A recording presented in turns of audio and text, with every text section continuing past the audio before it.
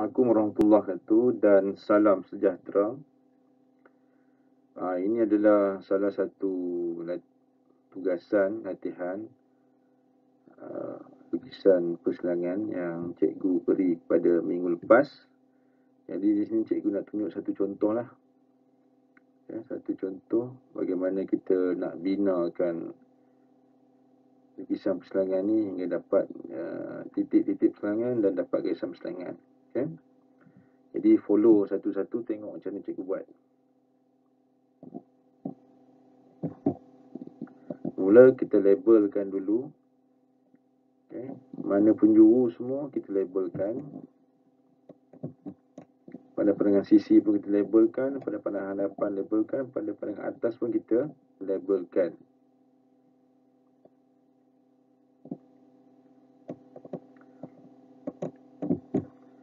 Kemudian kita lukis garisan mendatar, lepas tu menegak. Seperti biasa untuk buat dapatkan dia punya 45 darjah tu. Macam ni cara dia lukis tu, dapatkan dulu yang tu.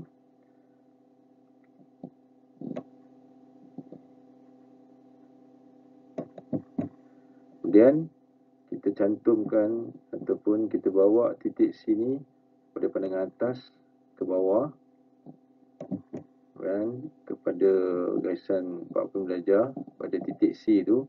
Dan daripada garisan 40 darjah kita buat turun ke bawah. Kemudian daripada situ kita daripada A tu buat turun juga ke bawah.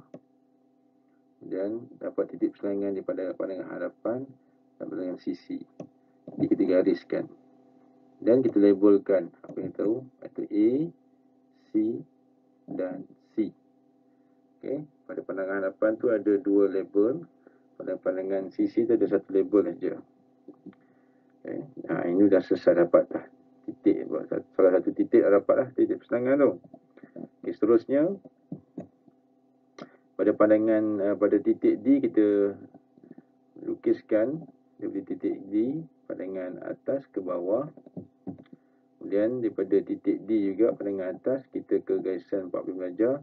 Kemudian terus pada pandangan sisi. Dan kita akan dapat titik persilangan di situ satu. Dan kita dari bawah tu kita gariskan. Jadi titik persilangan pada pandangan C kita gariskan masuk ke pandangan hadapan. Maka kita akan dapat titik D dan D. Betul, titik D.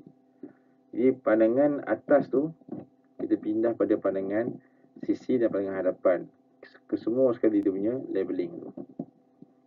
Yang dapat titik-titik yang kita nak tu, titik kritikal atas dan titik kritikal bawah. Dah ada situ. Kemudian kita dapat titik satunya. Titik B tu, atas tu pada pandangan atas, pada titik B unjurkan pada garisan 40 darjah, turunkan hingga dia bersilang pada pandangan sisi tu. Dah dapat pandangan sisi, kemudian pada situ tu kita labelkan iaitu B. B. Itu dah dapat titik kritikal atas dan titik kritikal bawah. Di mana kita nak melukis nanti sebentar lagi, insyaAllah. Seterusnya kita dah boleh hitamkan. Kita hitamkan dan kita hitamkan. Ini dah boleh hitamkan lah. Sebab memang kita confirm benda ni betul. Dan seterusnya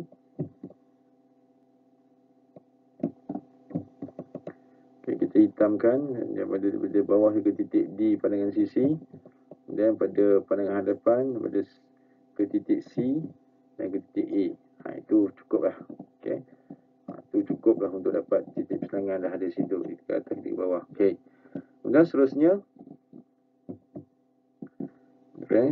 kita buat dia punya daripada pandangan hadapan tu titik D. Sampai titik D.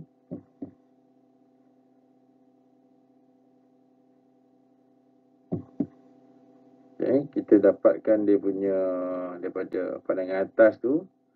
Pandangan atas titik untuk dapatkan tapak tu kepada puncak. Kemudian kita buat turun sampai ke pandangan hadapan. Daripada pandangan hadapan tu, dasar tu, kita naik balik ke puncak. Dasar balik ke puncak. Kemudian daripada puncak tu, daripada pandangan atas tu, kita gariskan hingga bersilang pada pandangan hadapan. Dapat satu titik di situ. Dapat satu titik di situ. Dan kita garis titik tu juga daripada pandangan atas tu ke garisan 45 darjah. Lepas tu turun ke bawah. Kemudian kita gariskan garis mendatar untuk dapat titik perselangan. Dan dapat satu titik perselangan di situ lah, insyaAllah. Kemudian kita balik pada pandangan atas, balik pada pandangan atas tu. Daripada tapak ke puncak. Kemudian kita bawa tapak tu ke bawah pada pandangan hadapan. Daripada pandangan hadapan dasar tu, dasar pandangan hadapan kita naik ke puncak. Kemudian balik semula pandangan atas. Sampai titik tu, titik persilang tu, kita gariskan ke bawah sampai jumpa dengan garisan puncak tadi tu pada pandangan hadapan.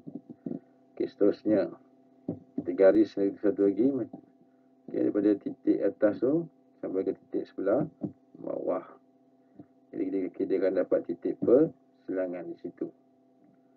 Dah dapat 2 titik persilangan dah. Kalau kita nampak situ, pada pandangan sisi ada 2 titik persilangan, pada pandangan hadapan pun dah dapat 2 titik persilangan. Kemudian kita teruskan lagi.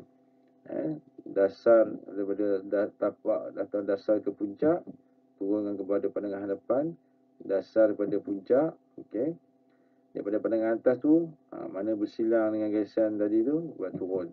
Turun titik persilangan tu. Kemudian yang atas pun sama juga, pada pandangan atas kita gariskan satu garisan melintang tu. Jadi kita dapat titik persilangan di situ. Ambil tapak lagi sekali. Tapak kepada puncak, turun ke bawah, dasar pada puncak pandangan hadapan, kemudian dapat titik persilangan, satu titik dah dapat. Begitu juga seterusnya. Dasar pada puncak pandangan hadapan, kita buat turun ke bawah, dasar pada puncak untuk pandangan hadapan, kemudian kita buat turun titik persilangan di situ. Itu juga sebelah lagi. Sama juga, terusan macam tu je. Turun ke bawah, dasar puncak, buat titik persilangan, buat turun. Dah dapatlah titik persilangan di situ. Ada berapa? 3 titik persilangan. Jadi kita dah boleh sambung lah garisan tu. Untuk kita boleh sambung, kita ulang balik. Cikgu sambung lagi sekali. Cikgu sambung lagi sekali. Yang tu pun sama juga. Dapatlah. Inilah latihan yang nombor 5 tu. Macam dapat titik. Kemudian kita lukis garisan pengkap. Tengok garisan pengkap. 1, 2, 3,